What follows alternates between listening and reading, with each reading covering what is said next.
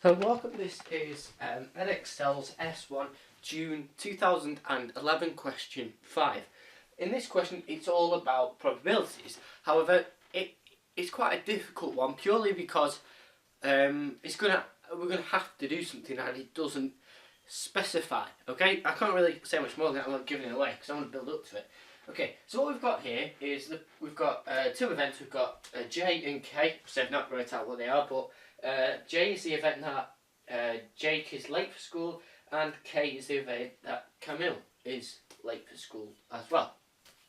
Okay, so naturally, what you would want to do, and quite rightly, when you see this equation, the question is asking for find at least that Jake or Camille are late for school. Okay.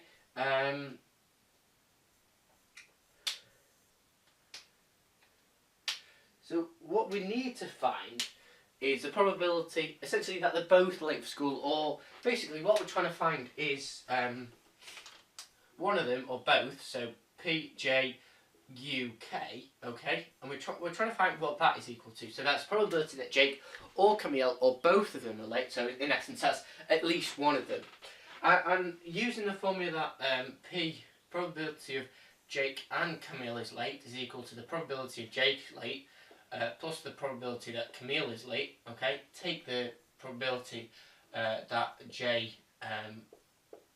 Jake or Camille or both is late. So basically, it's the probability of the intersection of these two. Okay, and then obviously you just switch these two around to get the formula for one or the other. Okay, so if we were to do that, obviously it would be equal to the probability of J plus the probability of K, take the probability of J and K. Okay, but if we were to do that, okay, all we could fill in is the first bit and the probability of J. We'd be left with the probability of K, take the probability of J and K. Sorry, let's see. We'd have these two, okay? We wouldn't have that bit, well, that's what we're trying to find out, and we wouldn't obviously have the probability of K. So we've got two unknowns, and you could rearrange. I mean, there's nothing you can do with this. This just says, well, you know, if they both aren't late, then what's the probability? So basically, it isn't related to J or K, okay? Right, so quite clearly, we're going to be quite stuffed in terms of, well, there's no equations for,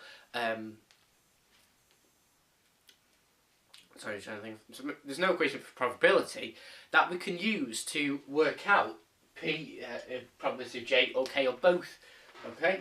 But I guess you could say, well, the probability of Jake being late is 0.25, so the probability therefore of him not being late is 1 take that, obviously 0.75. But again, that's not going to get you anywhere, because you could put this into this other equation over here, but you'd have the same problem. You'd have two unknowns. And trust me, I did this when I first attempted this question. I tried to combine them two, and I ended up with something I didn't know what to do with. And it's only worth 1 mark anyway, so it's not going to be. There was one question at the beginning of this paper, I think, that there was 1 mark you had to do a bit of work for, but certainly nothing too extreme. I mean, when it's only worth 1 mark, you have to take a step back almost. Obviously, don't get up out of your seat and go, just taking a step back, well, we're just going to see how to answer this question, because obviously, when I walk backwards, this hologram is going to come out of the paper and tell me how to answer the question. Unfortunately, we're not in the year 3045 just yet. We'll be dead before that, so you've got to actually learn how to answer some questions. Unfortunately, I know it's terrible. Anyway, go back to this. What we actually need to do is we think, okay, well, what information are we told them? This just tests your understanding. Do you actually know what PJNK or PJ-NK actually means? Okay, so obviously I'll just go through them. I'll go through them, and you can obviously know if you're right. The P of J just means the probability that Jake is late is 0.25. The probability that JNK, what does that mean? Well, it means that the probability of J and Camille being late. So, in other words, that's the intersection. Okay, so if they're both late, okay, so either they are late or they are not late, okay, and if they are, so basically we've got the probability of Jake being late, we've got the probability of, obviously therefore, Camille being late as well. And this essentially shows them both being late at the same time. So they are the intersection, okay? Now, what I'm trying to hint at here is the only things we've done with probability, obviously that aren't to do with formulas, is the Venn diagram. Now, the reason why I say this question is hard is you might not spot that. But if you don't, this question obviously becomes very difficult. And you can easily lose the whole marks on the question by not getting the part 10. Okay, so what we need to do here, okay, so we need to draw obviously two circles because the only events that can happen are Jake being late or Camille being late. Okay, and if they are not, neither of them are late, okay, then that's 0.7, and we put that over here as like a little box thing. Now we know the probability of Jake being late is 0.25. Okay, so if we call the left hand circle J and the right hand circle K, the total in the J circle is going to equal 0.25. But we can't just put 0.25 in the circle because we know the intersection is 0.15. And it's a case of moving that backwards. So therefore the probability of just Jake being late is 0.25. Take 0.15, which gets us 0.1. Okay, so where do we go from here? Well, obviously, we've got all the probabilities now, just work out, you know, the total probability will equal 1. So it's 0.1 plus 0.15 or 0.25 plus 0.7, and you will get an answer for that, which is 0.95. And you do 1 take 0.95, which gets you 0.05 for just Camille being late. Okay, so how do we actually answer this question? What it wants us to answer is one or the other or both being late, so J, U, K. And that's basically the whole probability in both of the circles, the combined probability. So you could do 0.25 plus 0.05 or 0.1 plus 0.15 plus 0.05. Okay, so I'm going to do 0.1 plus 0.15 plus 0.05. Okay, and that is essentially obviously just going to be 1 take 0.7, which is 0.3.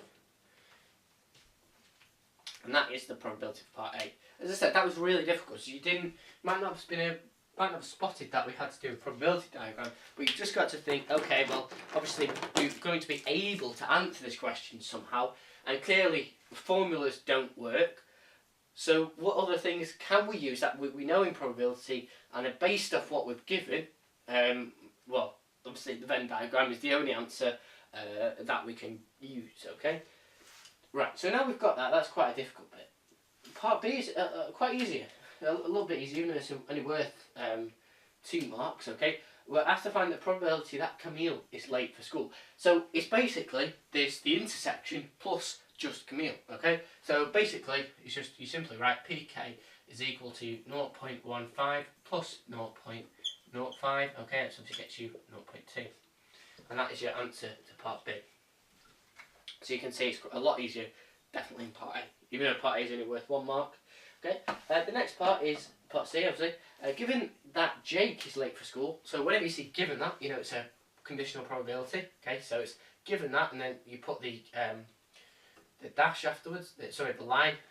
You put line J. Okay. And we're going to find the probability that Camille is late. Okay, so it's PK line down it J. And it's always equal to the intersection of them two, so PJ and K, or K and J, okay, over the probability of the second, what's being given, okay, and that's over the probability of Jake being late. Okay, so it's the intersection over just Jake. So what proportion of that intersection is just Jake's, if that makes some kind of sense? We know the probability of Jake is 0.25. We know the intersection is 0.15. And we know the probability that Jake is late is 0.25, so it's 0.15 over 0.25, which gets you 0.6.